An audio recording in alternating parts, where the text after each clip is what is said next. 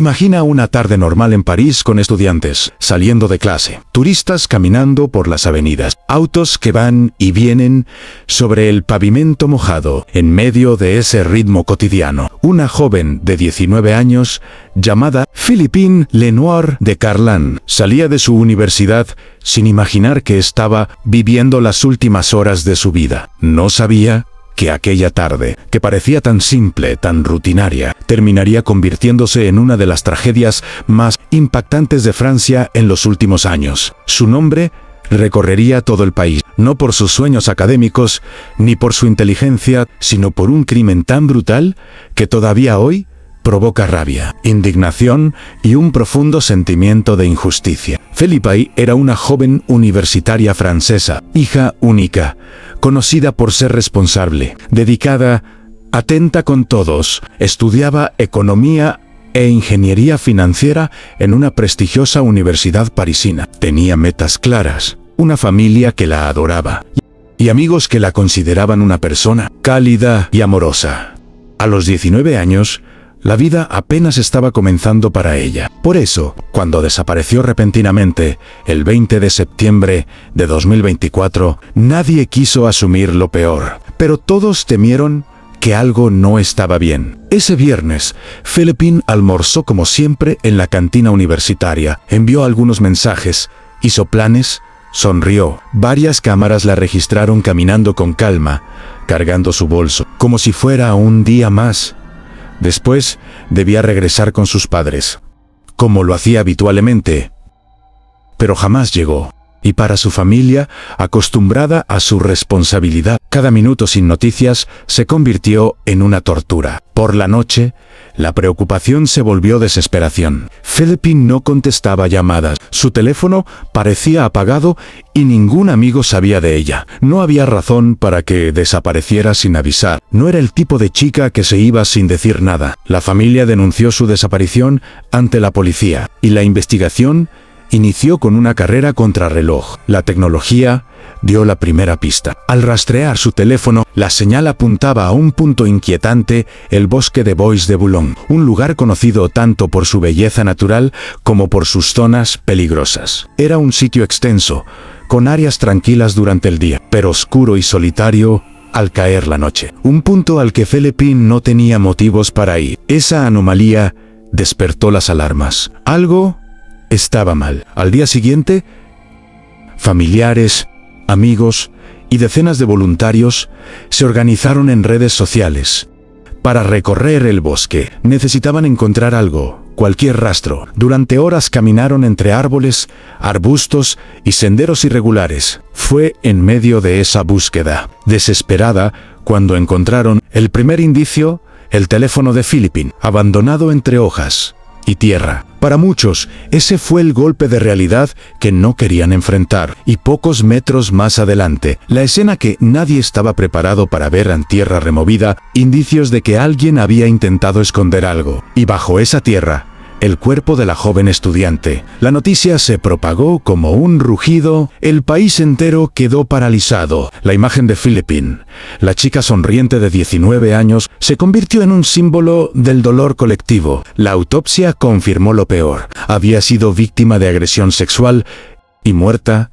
por asfixia. No hubo señales de estrangulamiento clásico. Se trató de una forma de asfixia que dejó más preguntas que respuestas. Pero dejó claro que su muerte había sido violenta, cruel y totalmente premeditada. Las autoridades trabajaron sin descanso hasta que lograron identificar al principal sospechoso, a un joven de 22 años llamado Taha Ouhalidat, originario de Marruecos. La indignación aumentó cuando se conoció su historial. Este hombre ya había sido condenado por la violación de otra mujer en 2019, había cumplido una condena y, al salir de prisión en 2024, se le había impuesto una orden de expulsión del territorio francés. Sin embargo, esa expulsión jamás se ejecutó. Había sido trasladado a un centro de detención administrativa, luego a un hotel donde cumplía arresto domiciliario, y finalmente un juez lo dejó en libertad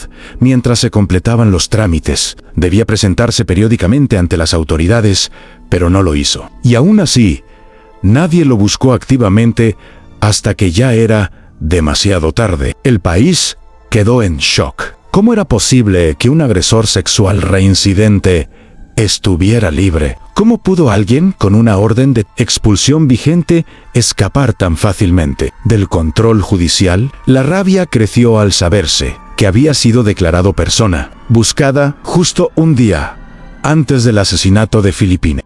Si te apasionan los crímenes reales, las desapariciones inexplicables y los casos que siguen helando la sangre incluso décadas después, suscríbete ahora. Cada semana abrimos un expediente nuevo y créeme, no querrás perderte el próximo. Activa la campanita y únete a esta comunidad donde la verdad siempre encuentra la luz, tarde o temprano.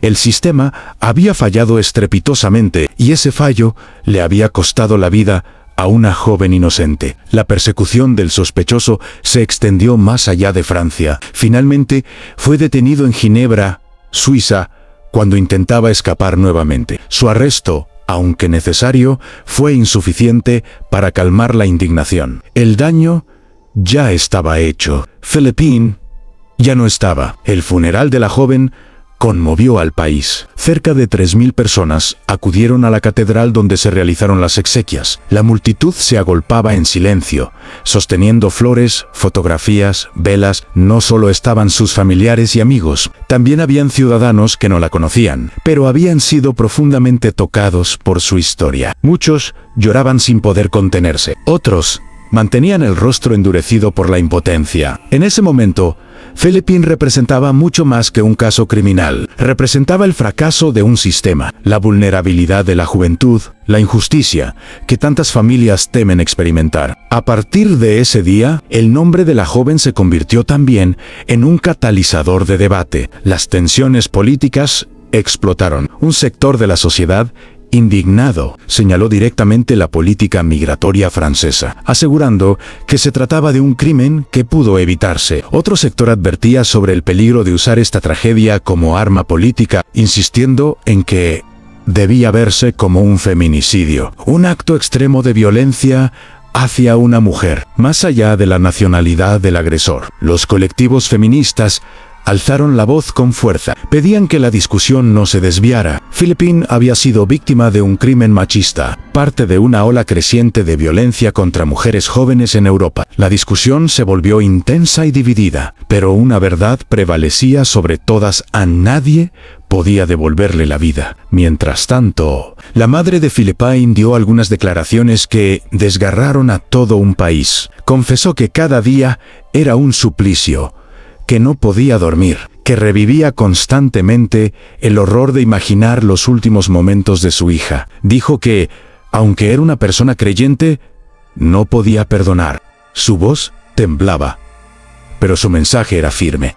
Alguien había fallado en proteger a su hija, y ese fallo debía tener consecuencia. Un año después de su muerte, la familia decidió instalar una estela conmemorativa en el mismo bosque donde fue encontrada. No se trataba de un monumento grandioso ni llamativo, sino de un pequeño símbolo de memoria, un recordatorio silencioso pero poderoso de que la vida de Philippine no será olvidada. Muchos parisinos visitan la estela para dejar flores, cartas o simplemente guardar unos minutos de silencio. Tras el caso, las autoridades reforzaron la seguridad en el Bois de Boulogne. Se aumentaron las patrullas, se enviaron unidades montadas y se estableció vigilancia permanente en zonas antes descuidadas. Pero nadie puede olvidar que estas medidas llegaron tarde. Philippine ya no estaba ahí para beneficiarse de ellas.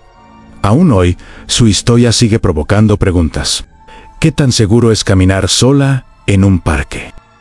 ¿Cuántos agresores peligrosos continúan libres por un fallo administrativo o judiciales? ¿Cuántas tragedias pueden evitarse con decisiones más firmes y rápidas? Philippine era una joven brillante, con una vocación clara y un camino lleno de posibilidades. Participaba en voluntariados, era conocida por su buena disposición y su sentido de justicia. Creía en el futuro, creía en el esfuerzo, creía en un mundo mejor. Su muerte no solo arrebató a una familia a su hija, también arrebató a la sociedad, a una joven prometedora que tal vez habría contribuido profundamente a su comunidad. Contar su historia no es solo recordar un crimen, es recordar lo frágil que puede ser la vida, lo importante que es exigir justicia real y lo esencial que es proteger a quienes están más expuestos. Philippine no es un caso más en una lista, es una vida truncada,